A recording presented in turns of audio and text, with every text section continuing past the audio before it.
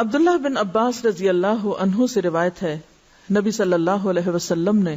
عباس بن عبد المطلب رضی اللہ عنہ سے فرمایا، اے چچا جان عباس، کیا میں آپ کو کچھ عطا نہ کروں؟ کیا آپ کو کچھ عنایت نہ کروں؟ کیا میں آپ کو کوئی تحفہ پیش نہ کروں؟ کیا میں آپ کو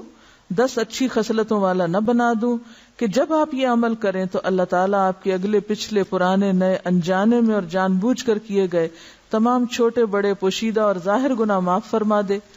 وہ یہ ہے کہ آپ 4 رکعات نفل اس طرح ادا کریں کہ ہر رکعت میں سورۃ فاتحہ اور کوئی دوسری سورت پڑھیں۔ جب آپ اس قرات سے فارغ ہو جائیں تو قیام کی حالت میں ہی یہ کلمات 15 بار پڑھیں،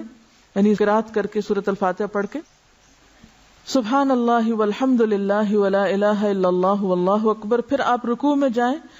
تسبیحات رکوع سے فارغ ہو کر رکوع میں ہی ان کلمات کو 10 بار دہرائیں، پھر رکوع سے اٹھ جائیں اور سمع اللہ لمن حمدہ وغیرہ سے فارغ ہو کر 10 بار یہی کلمات پڑھیں،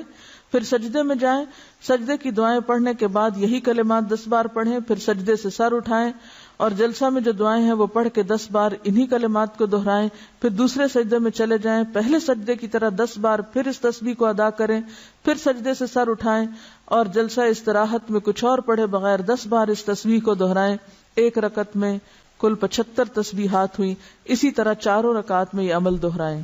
اگر آپ طاقت رکھتے ہو تو نماز تسبیح روزانہ 1 بار پڑھیں، اگر آپ ایسا نہ کر سکتے ہو تو ہر جمعہ 1 بار پڑھیں، یہ نہ کر سکتے ہو تو ہر مہینے میں 1 بار پڑھیں، یہ بھی نہ کر سکے تو سال میں 1 بار، اگر آپ سال میں بھی 1 بار نہ کر سکتے ہو تو زندگی میں 1 بار ضرور پڑھیں۔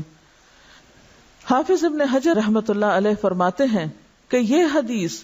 کثرت طرق کی بنا پر حسن درجے کی ہے، یعنی نماز تسبیح کی حدیث جو ہے اس کے بہت سے طرق ہیں، یعنی بہت سی چینز ہیں،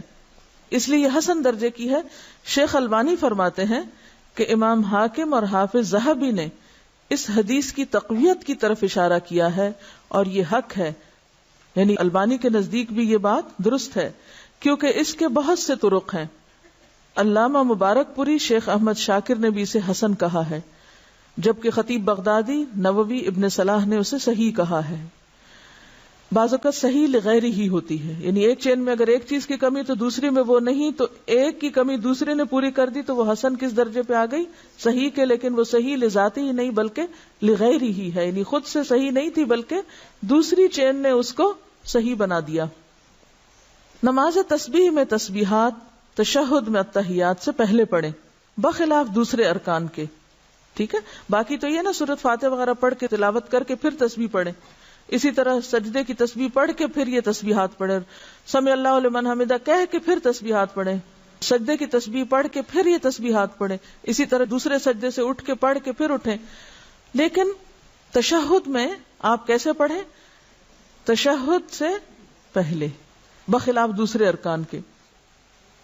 نماز تسبیح کے بعد پڑھی جانے والی دعا کی سند سخت ضعیف ہے، معلوم نہیں وہ کون سی دعا ہے، میرے علم میں تو نہیں، بہرحال جو بھی لوگ کو خاص دعا پڑھتے ہیں وہ ضعیف ہے۔ اس کے راوی عبد القدوس بن حبیب کو حافظ ہیثمی نے متروک اور عبداللہ بن مبارک نے کذاب کہا ہے۔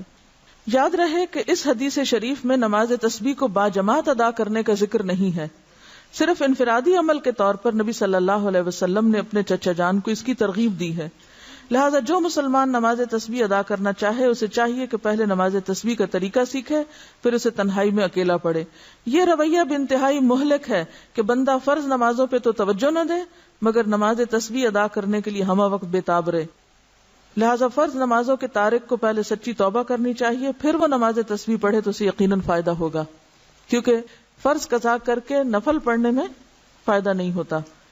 نفل اس وقت فائدہ مند ہوتے ہیں جب آپ فرض بھی پڑھ رہے ہو، تو بہت سے لوگ فرض تو پڑھتے نہیں اور کبھی کبھی صلاۃ و تسبیح پڑھ کے سمجھتے ہیں کہ سارے فرض ان کے ادا ہو گئے، جبکہ ایسا نہیں،